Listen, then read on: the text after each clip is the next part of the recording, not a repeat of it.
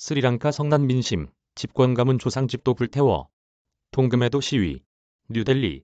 연합뉴스. 김영현 특파원.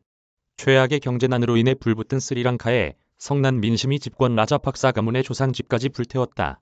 라자팍사 가문이 한 축이었던 마힌다 라자팍사 총리는 사퇴했지만 시위는 오히려 거세지는 양상이다. 총리의 동생인 고타바야 라자팍사 대통령은 아직 자리를 지키고 있다. 10일 스리랑카 언론과 외신을 종합하면 전날 오후 마힌다 총리가 사임 의사를 밝힌 후 남부 함방토타에 있는 라자팍사 가문의 조상집이 반정부 시위대의 공격으로 전소됐다.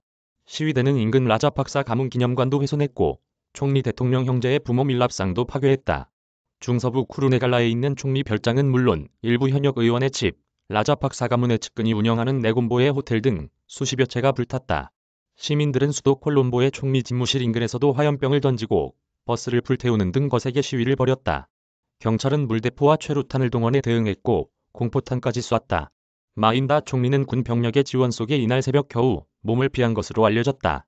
한 달 이상 대체로 평화롭게 진행되던 시위는 친정부 지지자 수백 명이 전날 콜롬보 대통령 집무실 인근 반정부 시위 현장을 습격하면서 격렬한 양상으로 급변했다. 쇠막대 등 흉기로 무장한 친정부 지지자들은 반정부 시위대가 세운 텐트 등을 철거하면서 공격해 부상자가 속출했다. 콜롬보 인근에서는 여당 의원이 반정부 시위대에 발포해 한 명을 숨지게 한 후 스스로 목숨을 끊었다고 현지 경찰이 밝혔다. 남부 위라케티아에서는 또 다른 여당 정치인의 발포로 시위대 2명이 목숨을 잃었다.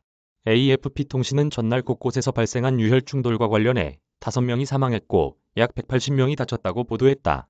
정부는 지난 7일부터 국가 비상사태를 발동했으며 전날 오후부터는 전국에 통행금지령도 내려졌다. 샤벤드라 실바 군 참모총장은 싸우고 죽이고 불태우기만 해서는 안 된다며 진정하고 공공 및 개인 자산을 훼손하지 말기를 바란다고 호소했다. 통금령이 발동됐지만 이날 곳곳에서는 여전히 시위가 지속됐다. 시위에 나선 차말포 라타게는 AFP 통신에 어제 정부 지지자들의 공격에 사람들이 화가 났다며 대통령이 물러날 때까지 우리는 가지 않을 것이라고 말했다. 총리 집무실 인근에서는 경무관급 경찰 최고 간부가 시위대의 공격을 받았고 그의 차량도 불타기도 했다. 시위대는 친라자팍사 정치인들의 해외 탈출을 저지하기 위해 콜롬보 국제공항으로 향하는 길도 막고 검문했다고 목격자들은 전했다. 반정부 시위대는 마힌다 총리뿐 아니라 고타바야 대통령까지 모든 라자팍사 가문의 퇴진을 요구하고 있다. 고타바야 대통령은 2019년 11월 대선에서 승리한 후 형 마힌다를 총리로 지명했으며 이후 내각 등의 형제와 사촌 등을 포진시키며 가족 통치 체제를 구축했다. 스리랑카는 대통령 중심제를 기본으로 총리가 내정에 상당한 권한을 갖는 의원 내각제 요소를 가미한 체제를 운영 중이다.